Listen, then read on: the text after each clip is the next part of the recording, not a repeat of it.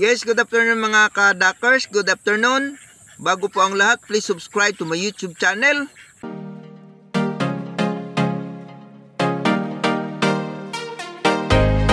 Duck33, pakihit naman ang notification bell upang updated kayo sa mga video ko pang may upload. Mga ka-duckers, iniwan na po tayo ng ating mga alagang itik. So, umuna na po sila na umuwi dahil pina-overtime ko sila ng patuka. So iniwan na tayo mga ka-duckers. Medyo bumaba kasi yung tubig mga ka-duckers, kaya po tayo nag-overtime para mabusog silang lahat. So ganyan lang po ang ginagawa natin para mabusog po yung alagang itik natin mga ka-duckers.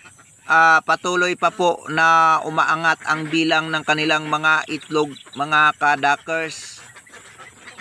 Kahit ang kanilang mga balahibo ay naglugon na sila mga ka-duckers dahil sa apat na klaseng vitamins ang ginagamit natin sa kanila. Tapos yung timplada natin mga ka-duckers ay 1 galon, 4 na kutsara ng mga ginagamit natin na vitamins mga ka-duckers. Ito po ang ginagawa ko mga ka-duckers. Nag-experiment po ako ng pag-apply sa mga alagang itik natin mga ka-duckers. So epektibo talaga ang ginagawa ko mga ka-duckers. Kaya mga ka-duckers, kung bago lang kayo sa pag-alaga ng itik, subukan nyo po itong ginagawa ko mga ka-duckers hanggang sa dumami ang itlog ng mga alaga natin at bilangin natin ang kanilang mga itlog sa tuwing umaga, kung ilan ang nagdagdag or ilan ang nabawas mga ka-duckers. Kahit naglulugon ang mga alagang itik natin mga ka-duckers, basta mataba lang sila, patuloy sila sa pagpangingitlog mga ka-duckers. So pwede tayong maglagay ng vitamins 4 times a week mga ka-duckers. I-alternate lang natin ang ating paglagay ng mga vitamins sa gabi mga ka-duckers. Huwag nating hayaan na pumayat yung mga alagang itik natin kapag maglugon sila, dahil kapag pumayat na mga ka-duckers, hihinto na talaga sila sa pagpangingitlog. Mahirap nang ipaakyat ang kanilang mga itlog dahil payat na po sila. So habang mataba pa, wag po nating pabayaan na alagaan sila mga ka-duckers. Kapag bumaba po ang bilang ng kanilang mga itlog, kahit kalahating tray lang mga ka-duckers, lagyan nyo ng vitamins ulit sa gabi.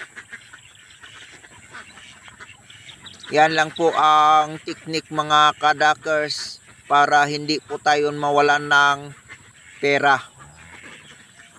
Sa ngayon mga ka-duckers, hindi po masyadong malaki yung income natin sa 4 na araw. So mahigit lang 10,500 po yung net income natin sa 4 na araw. So pagtiisan ko na lang po yan mga ka-duckers, kahit wala po tayong kinabukasan kumbaga. Yan po ang sabi ng iba, wala tayong kinabukasan sa pag-iitik. So mga ka-duckers, kung gusto nyo na wala kayong kinabukasan, pag-alaga na kayo ng itik, huwag nyo nang patagalin para makita ninyo kung ano ang inyong hinaharap. Kasi mga ka-duckers, kapag magsimula ng mangitlog yung mga alagang itik natin, hindi na talaga natin mapigilan mga ka-duckers. Basta kagaya nito mga ka-duckers, napasok na natin yung mga alagang itik natin dito sa kulungan. So maghihintay na lang tayo kung ano ang mangyari. pagising natin sa umaga mga kadakers. So sa mga nais mag-alaga ng itik, simulan nyo na mga kadakers. So hanggang dito lang muna mga kadakers. Thank you very much. Thank you for watching.